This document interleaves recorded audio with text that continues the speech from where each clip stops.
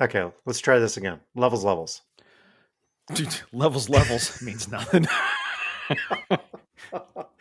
Didn't mean anything last week either.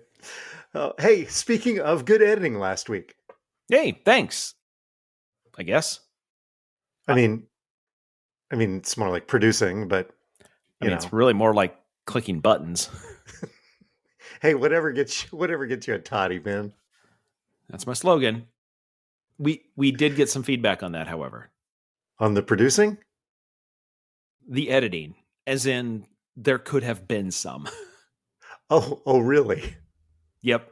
That's the message we got. Huh.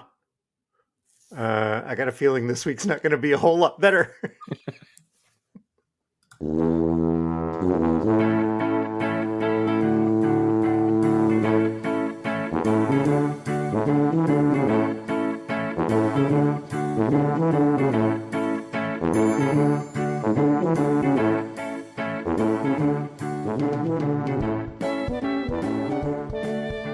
Hi, toddlers. Welcome to Talking to Todd, a weekly podcast with Dwayne Johnson and Todd Prince, where failure and editing is always an option. Thanks for joining us. Hey, Todd. Hey, how's it going? Oh, that's what that button does. Don't worry about me. I'm just trying to fix a potential audio problem in the middle of a podcast. It's sort of like I'm in a plane and I'm flying and I'm just hitting buttons right now. I'm wondering what this thing does. Well, does that eject a door plug? I don't know. Let's see what happens. Last week you had too many buttons. This week apparently not enough. Yeah, you just feel the need to push buttons during the podcast. Once I got a hold of the power, I want to keep the power. Hey, you're more than welcome to take it back over any day. Any day.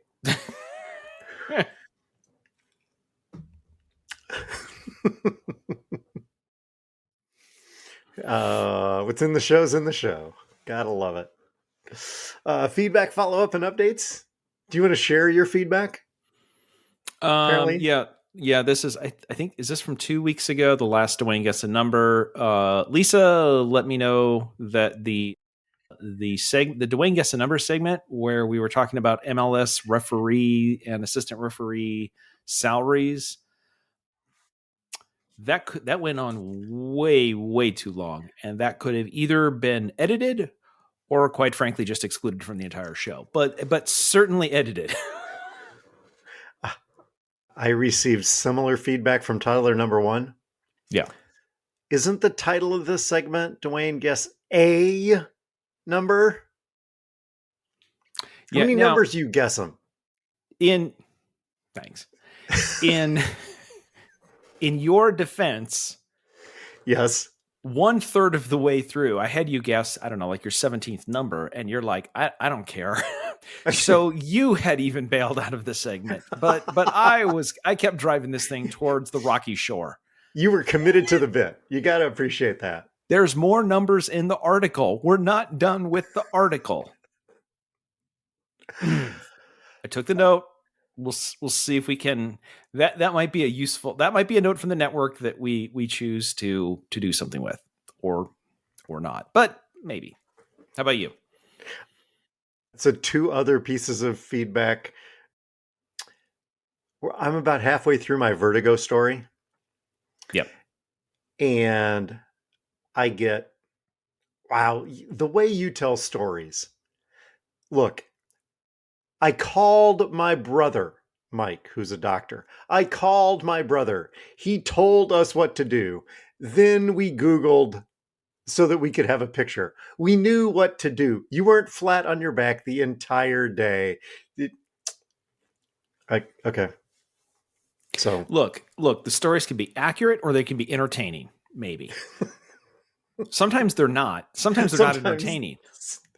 But what I can guarantee you is most of the accurate ones aren't entertaining. So if there's an occasional, embellishment, just something. Yeah. Literary license, right? Do we have to go to Incompetech to buy those too? Do I need to Do I need to go buy? Is our literary license expired? Oh, you were never issued one. Oh, that makes sense. Yeah, we got your application. We listened to the podcast. We have not given you anything called a literary license. And lastly, I referenced a Kaylee Cuoco vehicle. Yes. It's not a vehicle. She didn't get into a car. It's just a show or a movie. Just call it what it is. Okay. I mean, it sounded like you were in the biz at that point. Like, right? Yeah. I mean, it is a Hollywood biz term. You'd refer to it as a vehicle, and I said that I would greenlight it and we could go straight to production or straight to series. Like, come on, like, we're trying to make it sound like we know what we're doing here in the Hollywood. They do call it the Hollywood, right? Oh, yeah, crap. It's the Hollywood. That's right. Yes. Yeah, that's the one. That's the one in Columbus, Ohio. The Hollywood.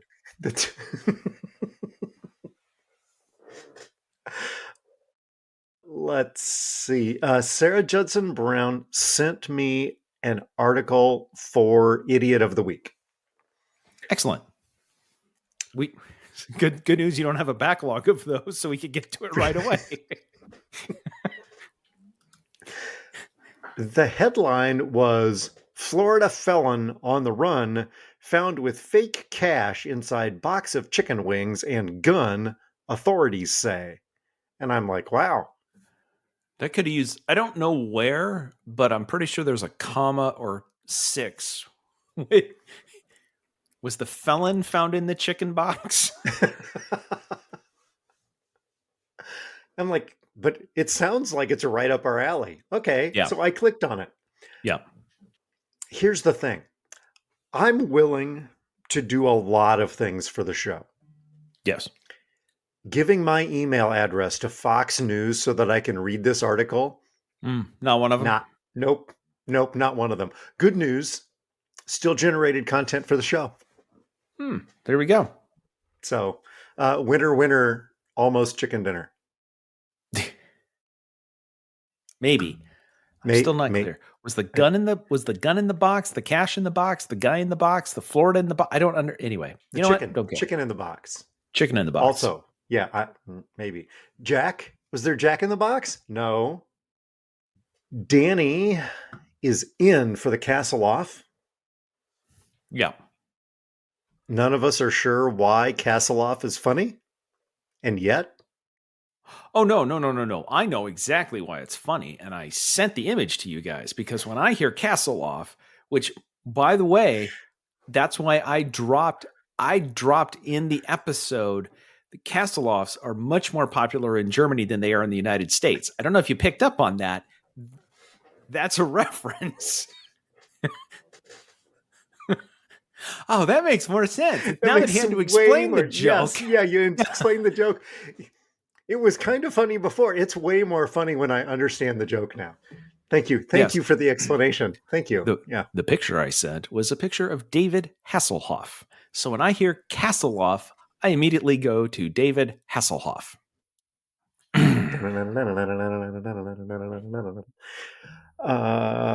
Let's see. What else did we get? Oh, I got a text from my cousin David. Yep. Puffer cousin. I'm crying over here. Yep. Since that was our last bit of feedback, this isn't a correction. It's more follow-up, but I just want to give everybody a little behind the scenes. Dwayne and I are going back and forth on what's the title of this episode. And just that you don't get the idea that we just throw this stuff out there. I literally started fact check. I'm like, Pufferkuchen. I took 3 years of high school German, which means I know almost no German. And yet that doesn't sound quite right for train enthusiasts. Like that a train should be a Bahn, not or something. So I started doing fact checking and going, what does that mean? And then Dwayne starts looking. So now we're both fact checking. I couldn't find anything. So I know that Yvonne had said that it came from a Washington Post article. So then I went and found the Washington Post article and read the Washington Post article. So yes, now I'm reading the footnotes to our own show. At the beginning of it, the Washington Post said that this is what this means, and this is what people say. And I thought, well, the Washington Post probably hires better fact checkers than me. Not sure that's true. I just need that to be okay. So I decided to go with them. However, if anybody else out there is going, I know German, and that isn't it, because when you Google train enthusiast, translate to German, you do not get Pufferkuchen. Here's what it actually means, and I'm just sharing it because, again, we did fact checking, episode 203, about the first time. Puffer means buffer. Okay.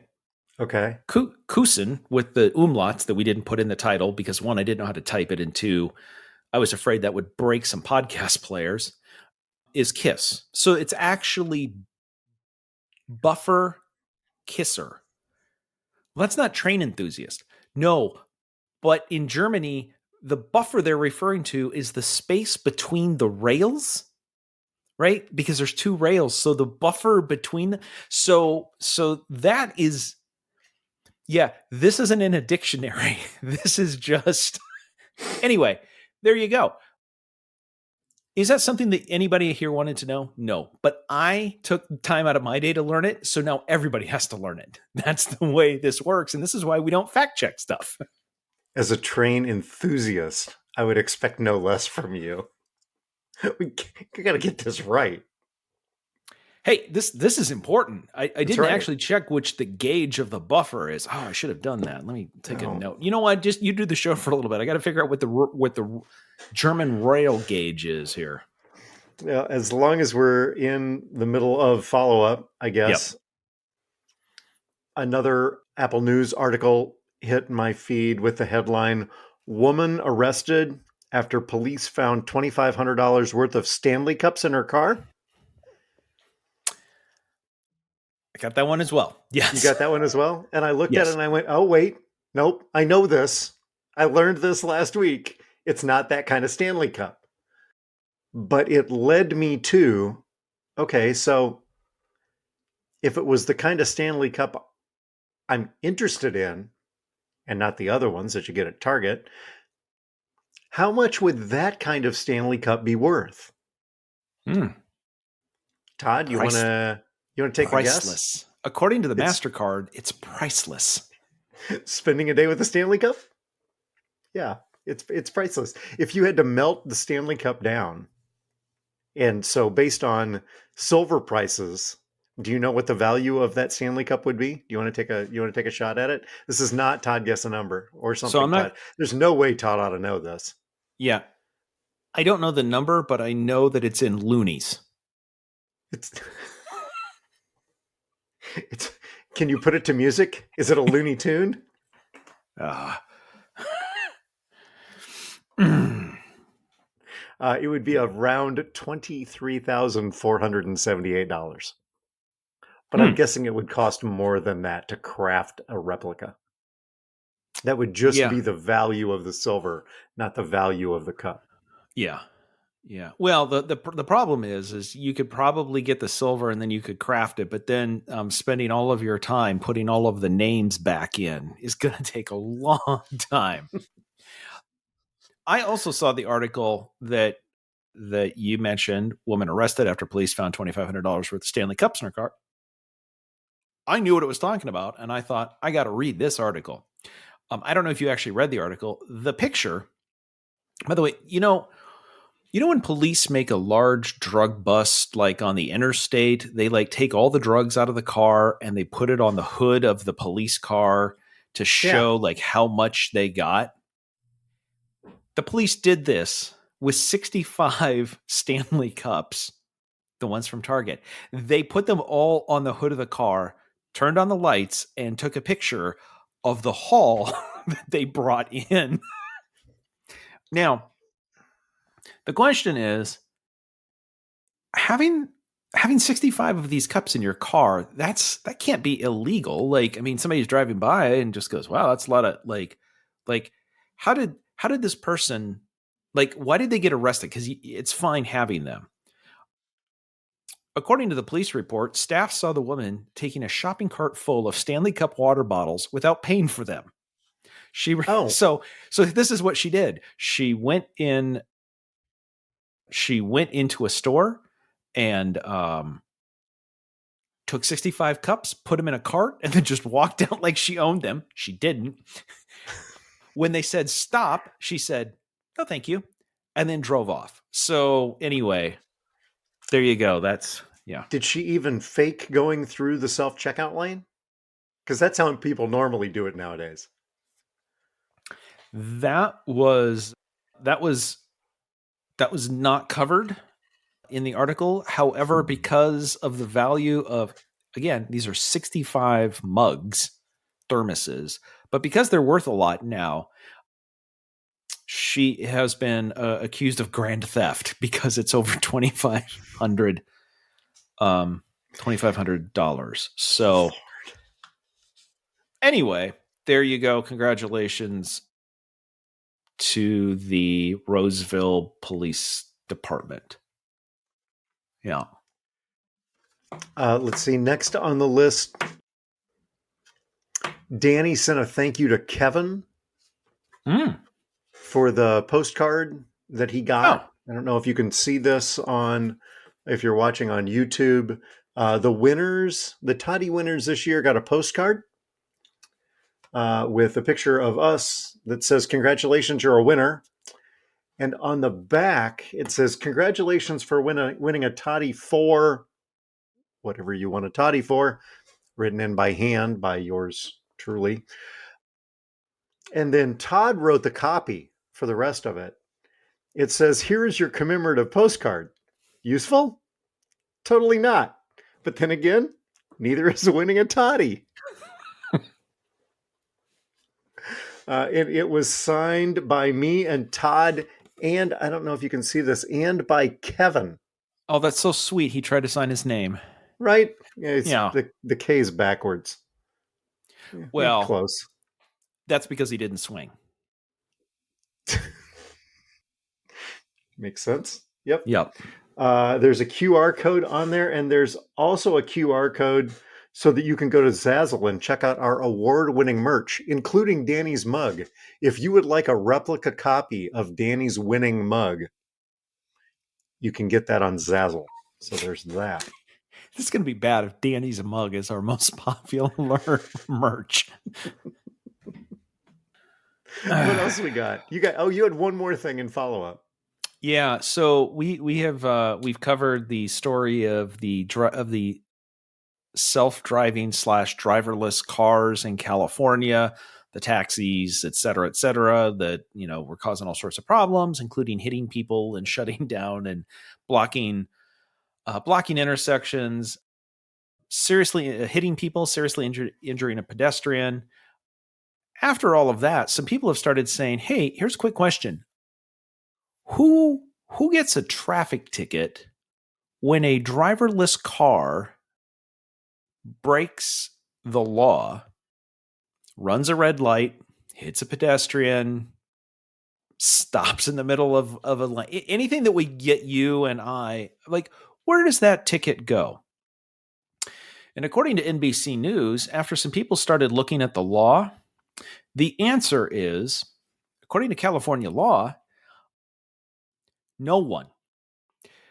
The law is written for only the person who is driving the car. So if there is no person driving the car, the company that is operating it is not liable for their product breaking any traffic laws, so they cannot be cited for any moving traffic violations.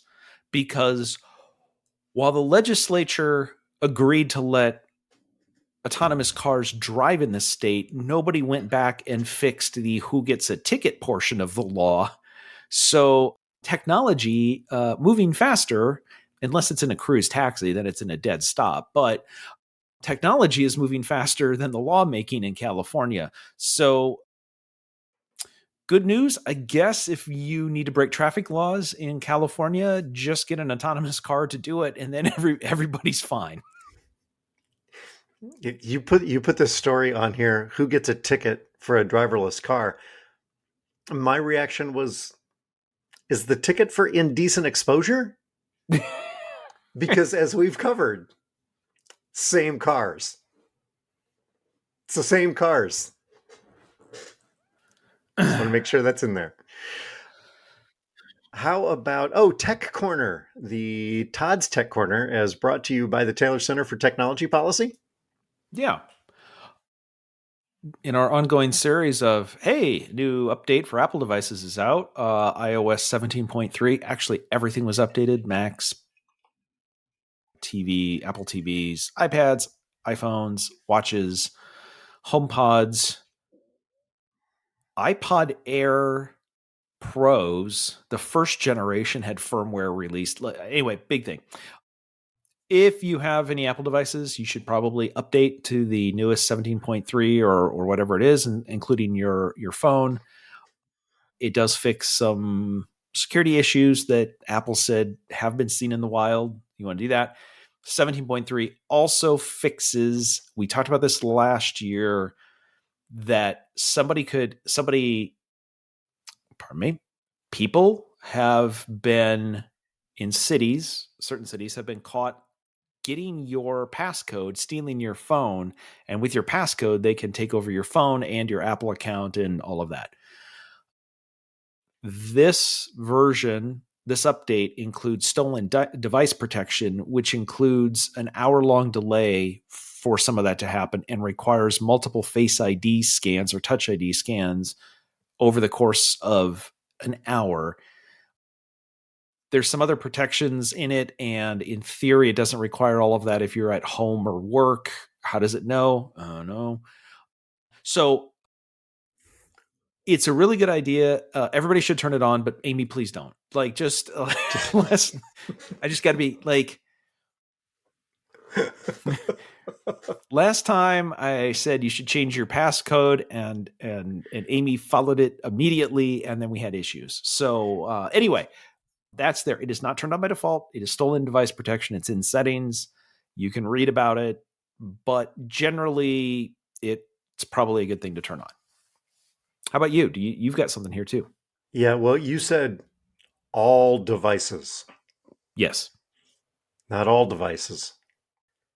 Because the iPad that I have, the latest operating system available for it is 15.3. On my iPad Mini 4, which is now at least 4 years old and maybe older than that.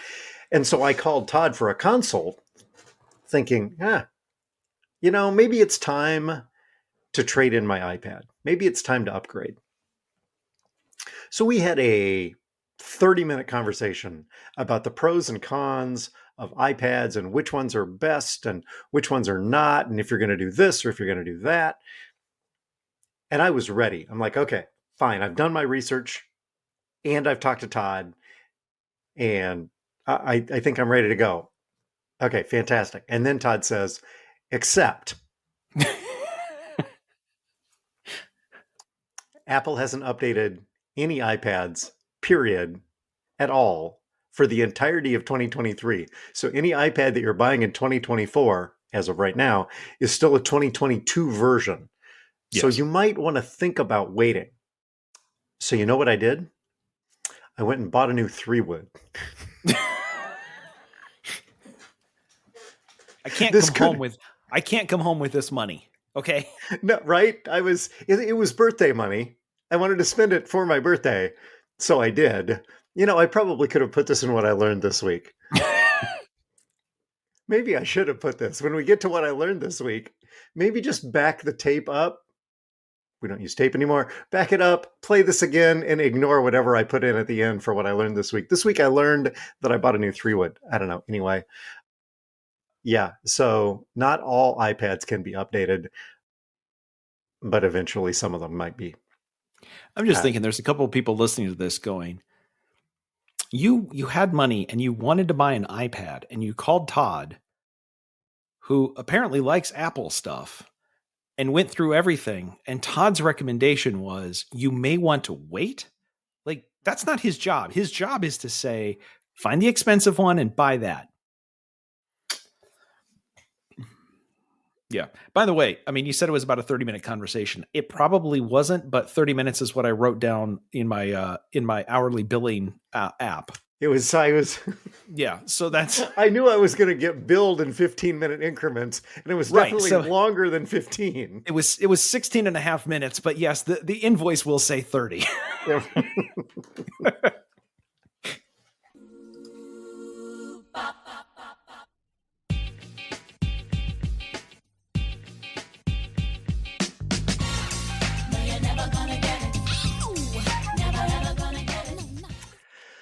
That's right. That sound means it's time for America's favorite game. It's Dwayne Guess a Number. Okay, hit me. Okay. This one comes from the UK. Always good for me. Yep. I figured this is from the Times and the Sunday Times of London. You don't read that every morning, do you? Nope. Excellent. Okay, cool. So just setting the stage. While in London, you saw Parliament, right? The building that everybody knows, right? Which is technically the Palace of Westminster. Yeah. Mm-hmm. Yeah. Sure, I'll take your word for it. Why not? Sure.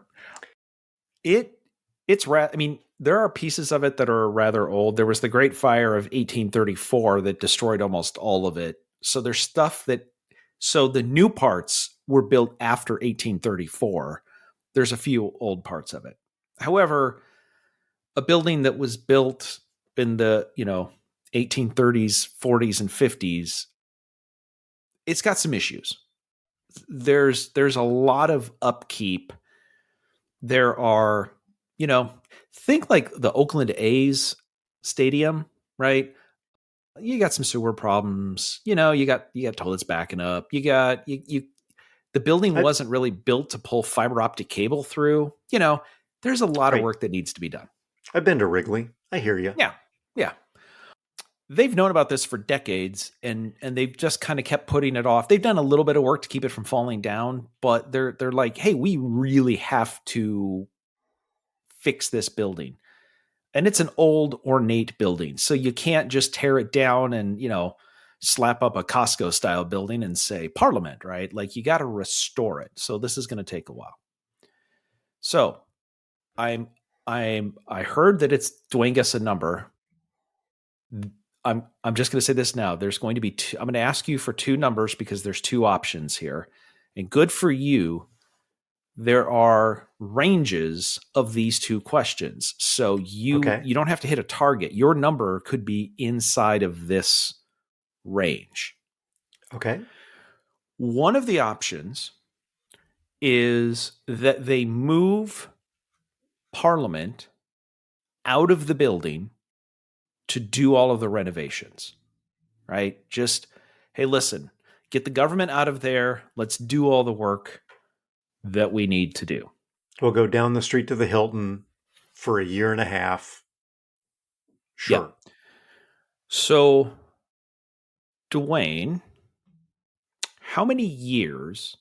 And again, I have a range, so you get plenty of room here. How many years, if they left the building and completely dedicated to restoration work, how many years would Parliament have to be out of the Palace of Westminster in order to complete all of the work? It's got to be decent or we wouldn't be talking about it. Let's say 12 years. You get a half a bell for that. Ding. Actually, no, sorry, I misread that. You get a full bell. Oh, hey.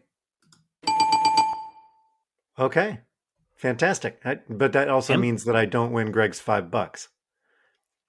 There is a second number. You get okay. your right. Okay. So according to this article, MPs and peers being the members of the House of Lords, would need to move out of the building and find another place to govern for between 12 to 20 years. Remember how long it took to put that porch on the back of your house? Yeah. Okay. As anybody knows, if you're doing a reconstruction project, if you move out, it's faster. if you want to Absolutely. if you want to stay in place and maybe just move out occasionally, it generally takes a little bit longer. Dwayne, your second and final number is if Parliament insists on staying in the building, how long would it take to complete the renovation? 32 years? You do not get a bell for that. Oh. Your number is almost bigger than the range you had to hit. If Parliament insists on staying, it is estimated that the renovations will take between 46 and 76 years to complete. They would barely be 2/3 of the way done when they hit my number. Maybe if things are going well. Ouch. Wow. And I'm just thinking about this. You're in a building that is falling apart that you have to do something immediately. And if the plan is we're going to do something immediately, but it could take us a total of 76 years, how much gets worse over the course of the 76 years? Like the thing that we fixed when we started fixing, now we got to go back and fix it. Hold on. Yeah. So there you go. So anybody who's thinking about doing a little home renovation, just keep this in mind. Yeah. Anyway, I mean, okay, so that was good though. We only had 2 numbers and you got one bell. Okay. So there you go. Congratulations-ish. Congratulations-ish. Thank you. Excellent. How about the Scott Frost Memorial Idiot of the Week? When you include Sarah's story about Chicken Man Florida style, I technically brought 4 stories, but we're already going to take Chicken Man Florida style off the table. So I brought my standard 3. Okay. Jake's Pocahontas Lumberkings. Yep. The story number 2, Come and Go, but not for long. And story number 3, Smoothie Operator by Shade. You know what? I think it's time. You think it's time? I think I said last week that I was going to go with it and your audio was a little off. You know what? We're both in the studio. Like, you know what? I think this week feels like the time. Okay. So here we go. Story, the last update on this story, January 2nd of 2024. The headline, Convicted Tree Thief's Right to Survive Trumps Iowa Law, his lawyer argues. So the short version of this story, a man in Northwest Iowa argued in court that he had a right to cut down trees on public lands because 800 years ago, there was an English charter that empowered citizens to take trees from public land. And because the land that is now the United States was once an English colony, that English charter still applies.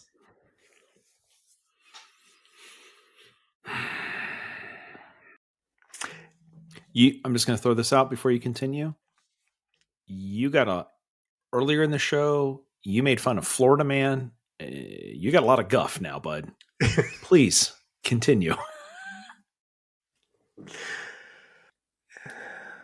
The English Charter's provisions, which established rights of commoners to use public lands, are part of the United States' unwritten common law that the country retained when it broke from England.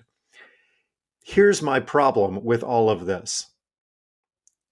You have a problem. Problem. Okay, yeah. Please. The last 3 words, broke from England. Mm-hmm.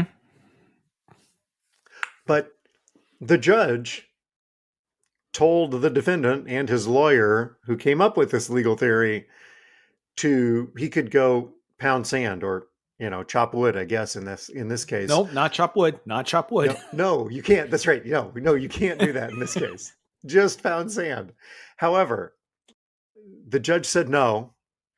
They appealed.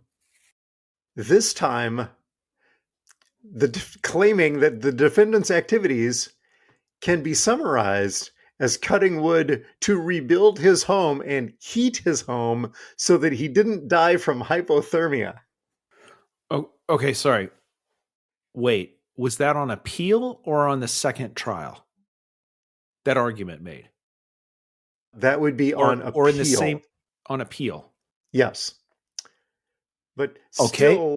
still claiming that these are the acts protected by the Charter of the Forest. Okay. Yep. I don't know who's the bigger idiot. The guy that decided it was okay to enter a state-owned forest and just start chopping things down willy-nilly because, somebody said I could have this. Or the lawyer who decided to go 800 years into the past to claim that an English law applied in the United States. We can't agree on the unwritten rules of baseball. And that's only like 125 years old. What do you mean I can't bunt? I don't care that it's a no-hitter. I'm trying to get on base. I don't understand this, Judge.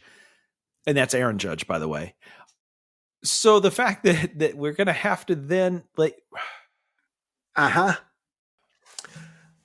You can't apply laws from other countries in other countries. Well, my thought would be, just going to throw this out, all right, you want to dance? Cool. That is, I'm going to need 46% of your income going to be paid for both English income tax and the National Health Service to fund the NHS. Oh, that doesn't apply to me. Why not? I'm not English. At least he'd have health care. For any ticks he might have. For use. So that's the story that we've been waiting 6 weeks for. Iowa man claims 800-year-old English law in his own defense on multiple occasions and keeps getting denied. Yeah. How about you? Man, I'm not sure I can top that. Man, that was worth waiting for. I'm not just saying that. That's a great story. Wow. Okay. I could have sworn this was going to be about chipmunks, by the way. After you dropped a hint 2 or 3 weeks ago, I could have sworn chipmunks were being brought into court and somebody was, anyway, not what I saw coming, but still pretty good. So occasionally to create content, we got some money in a DraftKings account and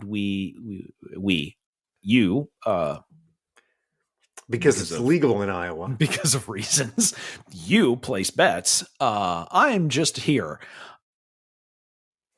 So a story in the Washington Post has pointed out we might want to be careful about that because the story starts with a bettor called Christopher Kozak, who he had put a bet at the Hard Rock in maybe Florida. I'm not sure where. The Hard Rock Casino is now owned by the Seminole tribe. Mm-hmm. He had 3 successful long shot hockey wagers involving bets on a host of NHL players being held scoreless in the same game. And he placed that bet in Tennessee.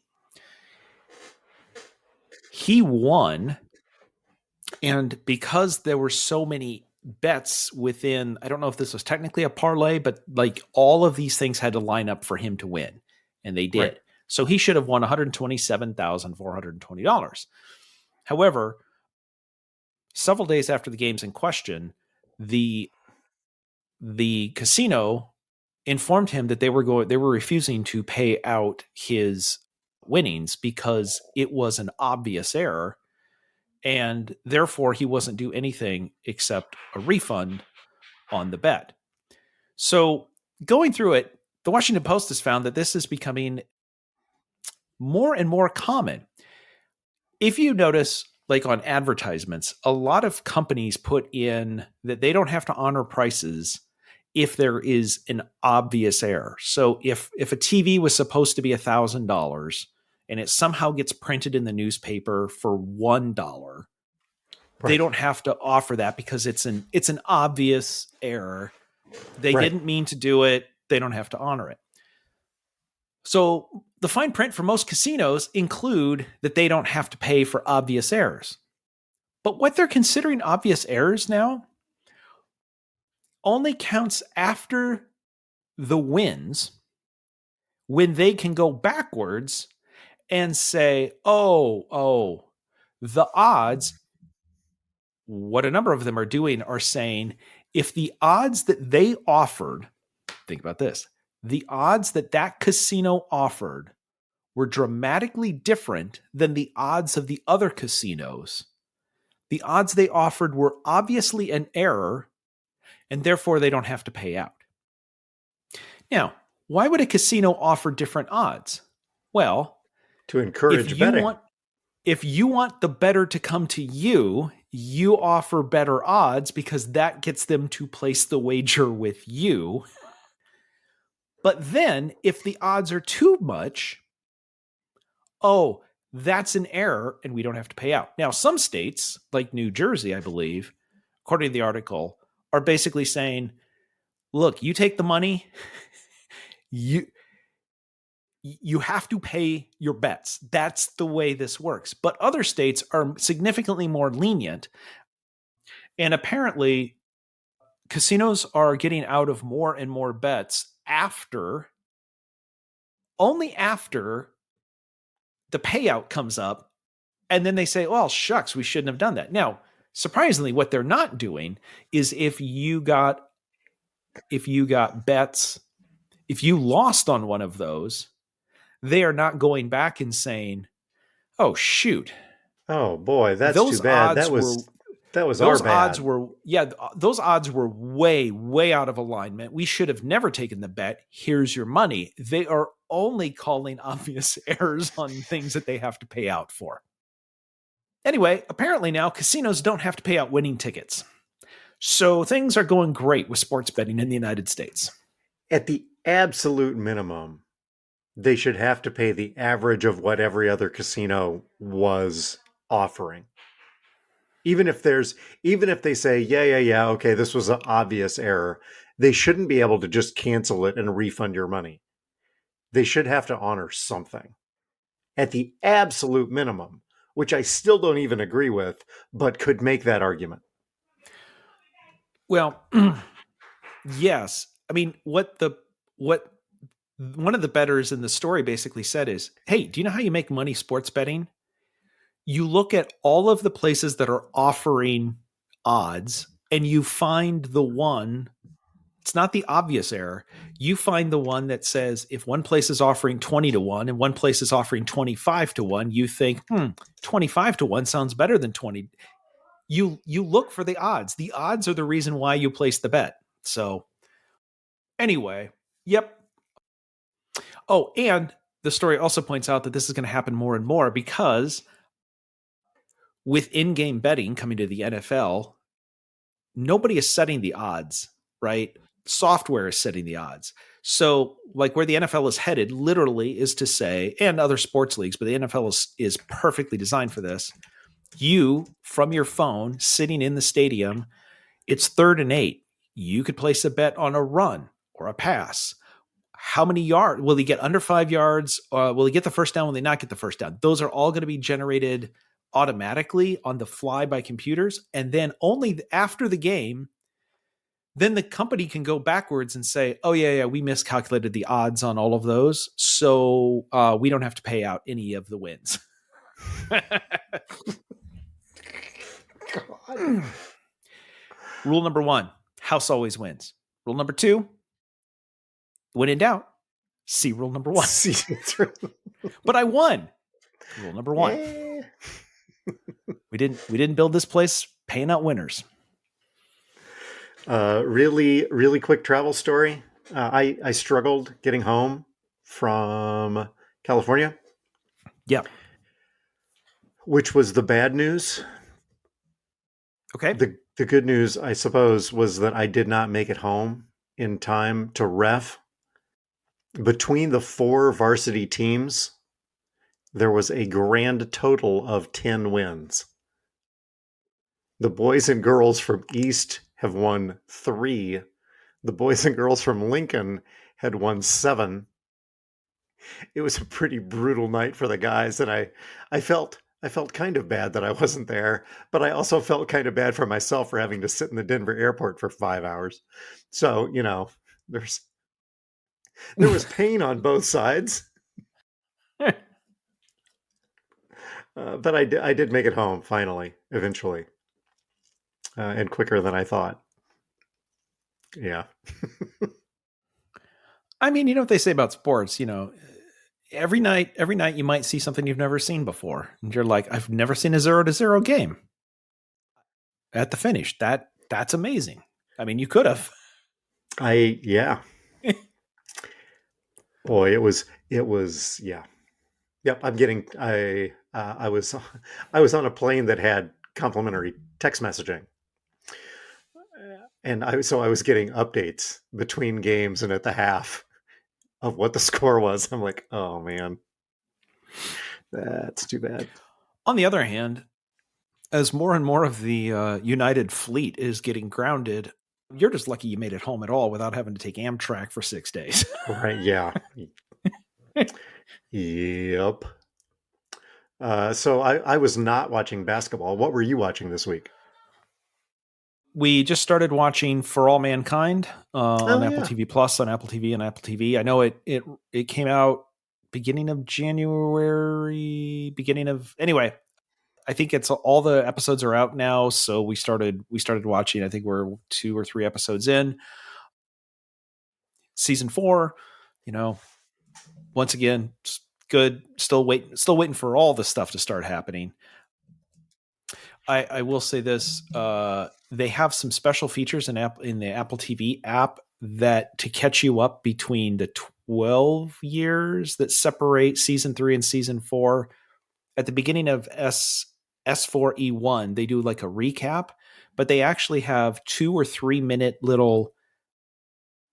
a newscaster giving like the news that happened that year that like in that world. And so like you get like 2 minutes of news and then it then tells you what actually happened that year around that topic. So it's telling you what happened in the fake world. And then they're like, we should probably be just real clear about what actually happened here. And so they kind of guide you through what happened in between the seasons. So also, I'm assuming some of those newscasts are setting up plot points so that you understand them. You don't have to watch them, but we actually watched all of them. But the one thing is, oh, that's cool. They've got all these things.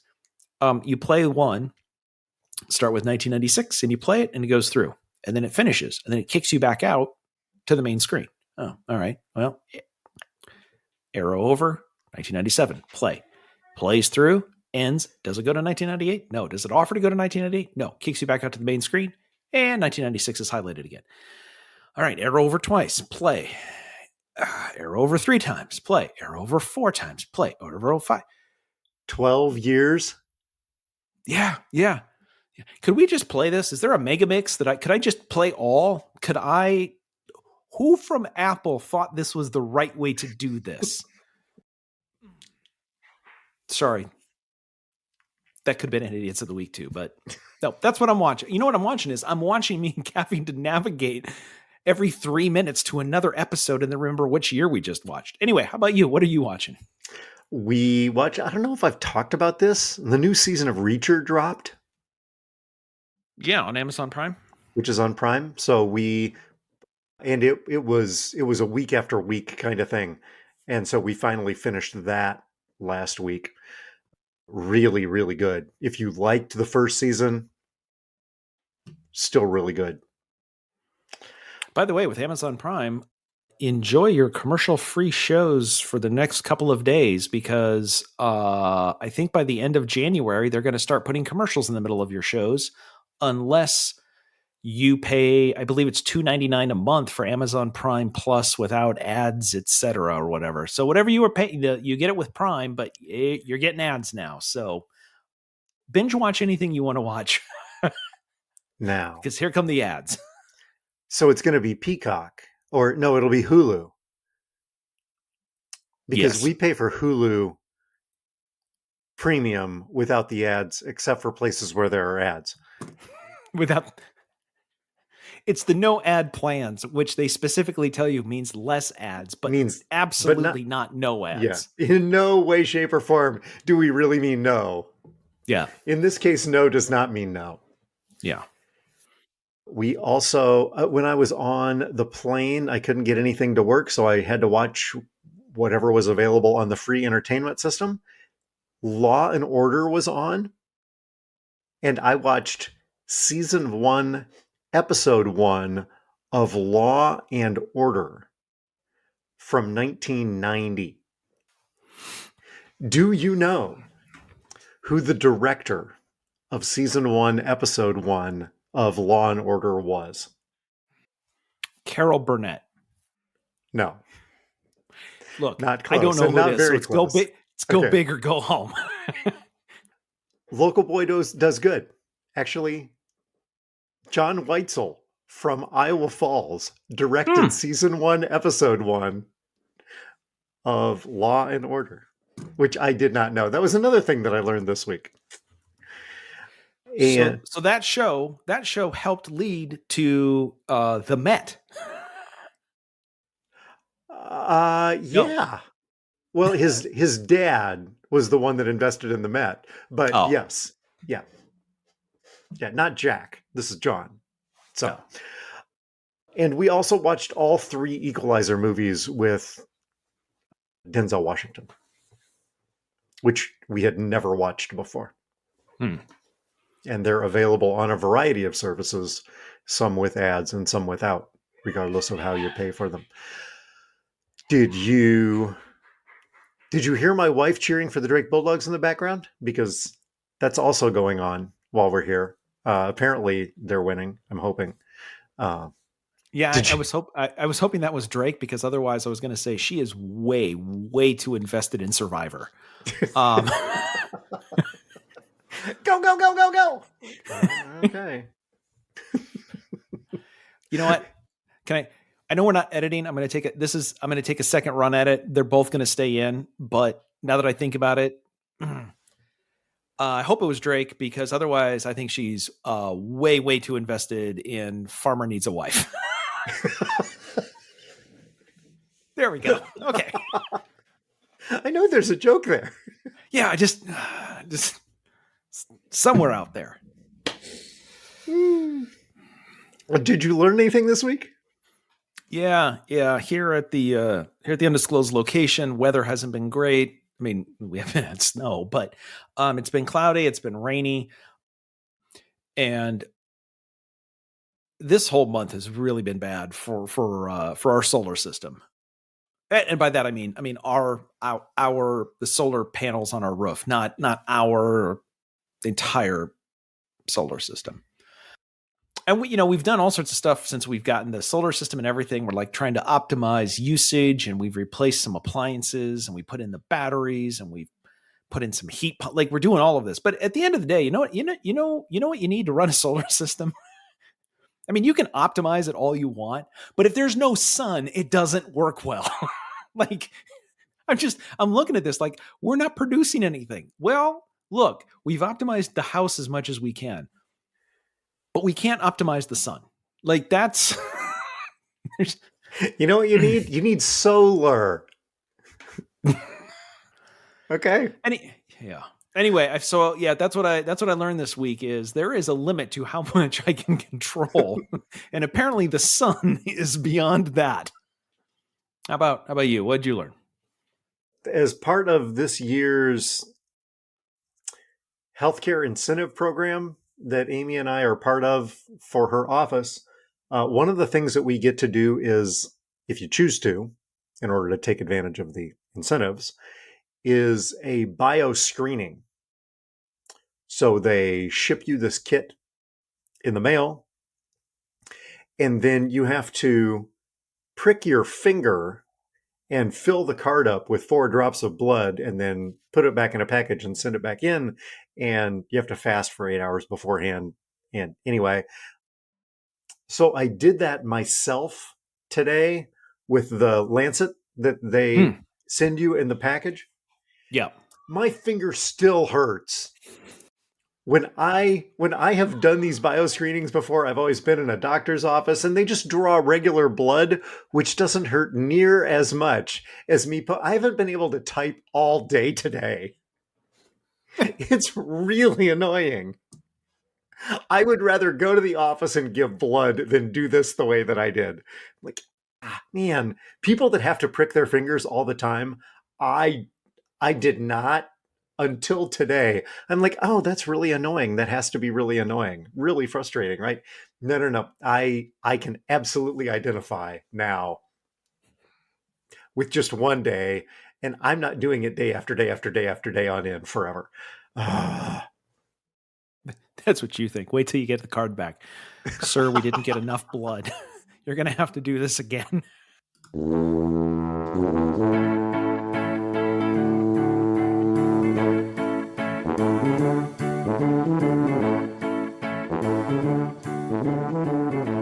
The music is Happy Boy by Kevin MacLeod. You can subscribe to our award-winning podcast with visiting scholar Todd Prinz wherever you get your pods. Just search Talkin' and the number 2. There's no G and no space. You can check out our award-winning merch on Zazzle. You can stop by and see us at the Tube City home office. Please don't do that. Thanks to our listeners and our sponsors, Toddler 3187, the Taylor Center for Technology Policy, and DJ to Go Cedar Valley. And you can send us your feedback through a variety of ways, but most likely we would love to get it through feedback at talkingtotodd.com. That way we can justify our website. Todd? I'm just thinking, if you watched S1E1 of Law and Order, that means you got to see the originator of the righteous indignation, Michael Moriarty. How dare you, sir? I mean, yeah, other actors channeled that and did something different.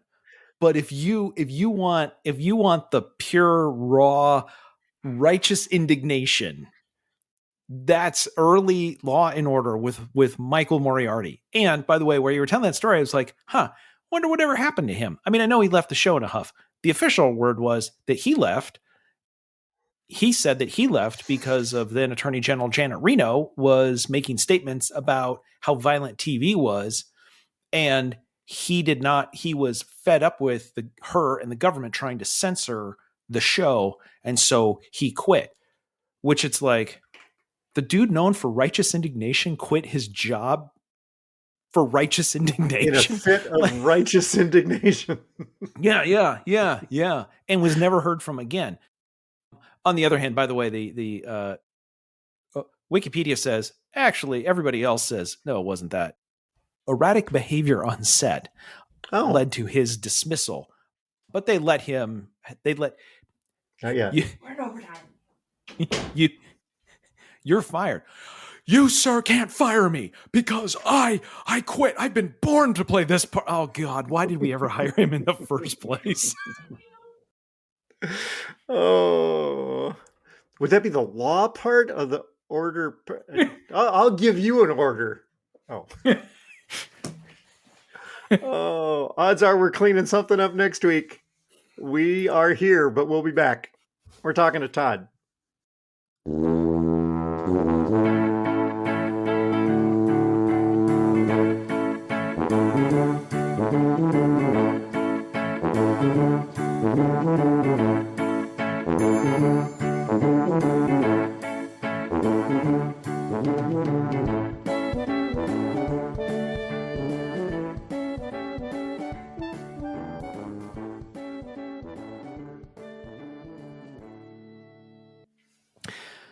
Sounds like you had better entertainment, though, on your flight than Alaska Airlines is offering on theirs. What are you watching?